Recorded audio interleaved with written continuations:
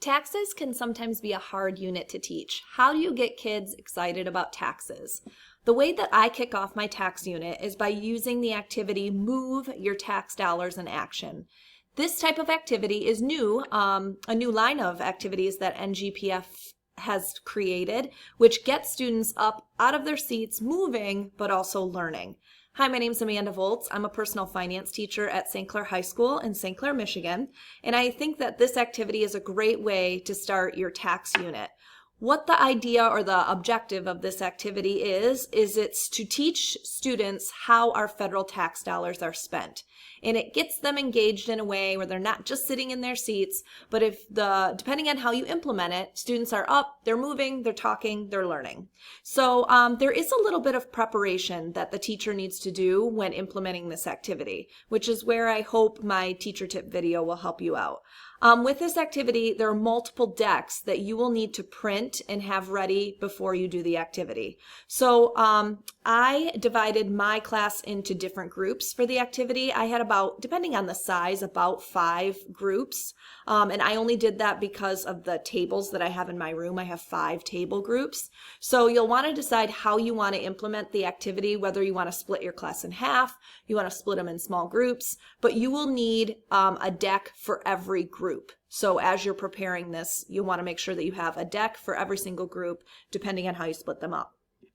The other tip that I have is I printed all of these decks on different colored cardstock. So deck 1 was one color, deck 2 another. It just helped in differentiating the different rounds within the activity. So once you have the decks printed, the first round of this activity is looking at cents. So let me explain what the cents are. It's looking at how much of one federal dollar is spent in different categories. So it's looking at how many cents of $1 is spent on a particular category. So how I implemented this, the idea is that you open up or take students to a place where they have a little bit of room to move and to put this activity together.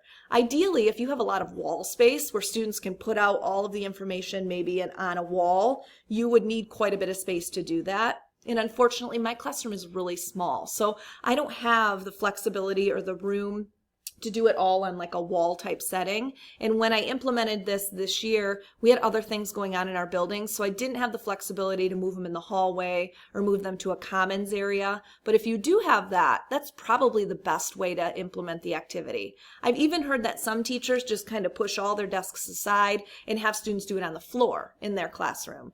What I decided to do, as you can kind of see behind me, I have big table groups in my class. So I had students stand up around their table and then they laid out the activity on their table group. So the activities in the decks are ready to go. You just have to print them out and prepare them prior to doing the activity.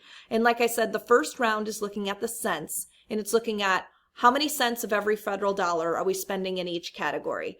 I just shrunk these down a little bit so they were a bit smaller, and then the whole activity fit on my table. Otherwise, you can just click print and get them ready when you want to implement the activity.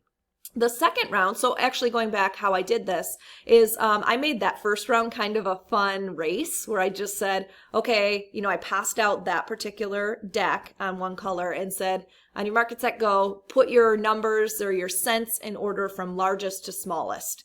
And then after we did that, the next round is looking at the categories. And then again, what they're looking at is out of a dollar, how many cents out of $1 is spent in these categories. And students struggle a little bit with this round. So I'll give them some time to get going, and then I'll maybe tell them what their first 2 should be and their last 2, and you hear them kind of groan and kind of move their decks around. And then if you want to make it a race where then when they think they have the right answer, they bring you over and you can check it. Sometimes in a larger class, I have some larger classes where there's just not really the time to do that. So I'll kind of walk around the room and give them some hints. And then after a few minutes, I'll stop and just do a verbal check and have them rearrange as they go. The third deck is the descriptions. So they'll have their cents, and then below that they have the description, the category, and then deck 3 is the description. The description round goes really fast because the descriptions are pretty clear with context clues as to what that particular category is. So that's going to be your fastest round.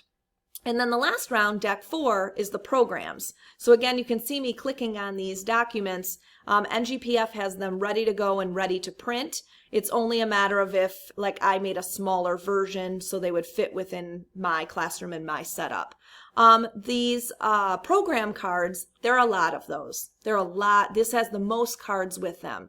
So if you're a teacher who is confined to space, possibly confined to time, you could eliminate maybe some of these different program cards, maybe just to one program that would fit or is funded under that particular category.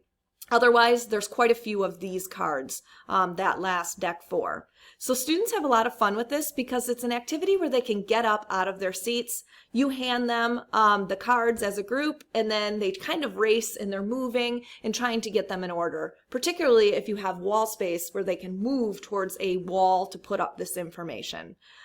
Between each round, there are some discussion prompts that are discussion questions that are embedded in here, and you could do that as just some verbal discussion with the group. What I decided to do is I created just a quick worksheet that looks kind of like this. So students had that at their table, and so they would do the round, and then I would pause and then tell them, okay, we just did the categories or round 2. Go ahead and answer the questions on your worksheet, which are kind of reflection questions and a little bit of verbal reflection. And then we do the next round, and then they'd answer a couple questions on a worksheet and then turn that worksheet in at the end. But I think you could do some of just the discussion as a verbal if you would like to. My classes are about 55 minutes in length, and this activity took me probably about a half an hour when you include discussion and whatnot. And like I said, I think this is a great activity because it gets students moving, but it's also a great way to kickstart your taxes unit.